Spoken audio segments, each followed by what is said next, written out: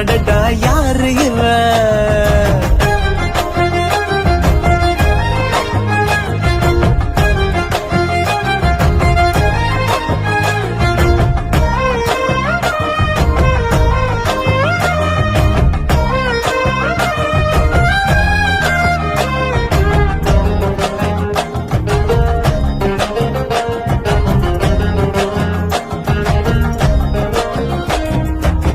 நில ஒன்று தரையில் வந்து நடக்குது எதிரில் நின்று எனக்குன்னு பிறந்தவதா என்று